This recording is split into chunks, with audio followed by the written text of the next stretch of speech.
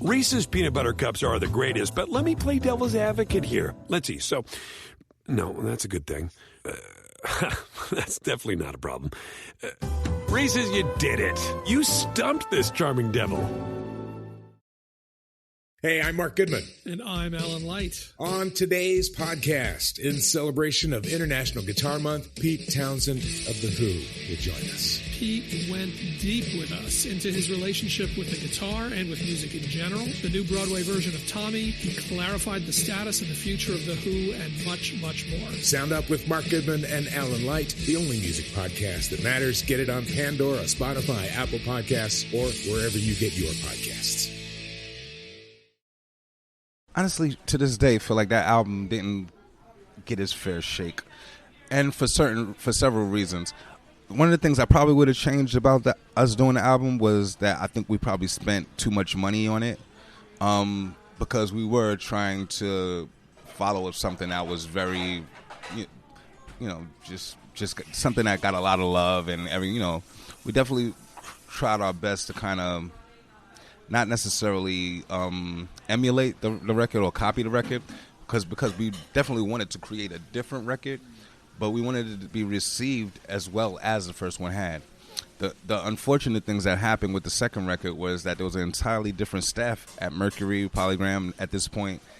The music was changing a little bit, to say that, some of the things that were, there was just some different preferences in music at that point. And we really kind of got caught up in the shuffle of, Mercury at this point was about to fold, you know what I'm saying? We kind of got caught up in all of the aspects that were kind of over our head. I look back on the record today, and I'm really proud of it. It's a really good record, you know what I'm saying?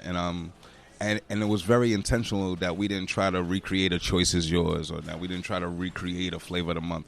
We wanted to show the diversity that we had as artists. I did a lot more production on the second album as well. I barely did any on the first album. I just did all the writing, and so that was us really trying to spread our wings a little bit. And unfortunately, the timing of it wasn't really all that great. Even to the degree that if you were to look on the CD cover on the side, on the spine, it says Black Sheep. BALCK sheep. And once I saw that, I knew it was this was done. You know what I'm saying? And it wasn't long after that I decided to kind of part ways and just kind of start on my own solo venture. And at the time, Long and I were going through some internal stuff as well that made it easier for me to step away. You know what I'm saying? But I think given the same opportunity that the first album received, the first album had 4 singles with videos. The second one only had 1. And right after that, we got caught up in the big business of being on a major label. You know what I'm saying? And it is big business. One of the things I learned while being on Mercury, that Mercury's owned by Polygram. Polygram's owned by Phillips Light. Phillips Light really doesn't care about any music coming out. You know what I'm saying? The bottom line is, how much money did we make or how much money did we lose? And once you kind of understand that about your parent company, then you really understand that, this might as well be a cup of piss on the table. My CD, it's something they're picking up with tongs, and it's nothing personal. You know what I'm saying?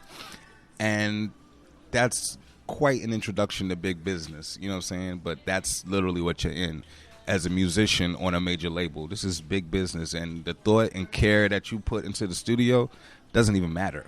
You know what I'm saying? It's a cup of piss.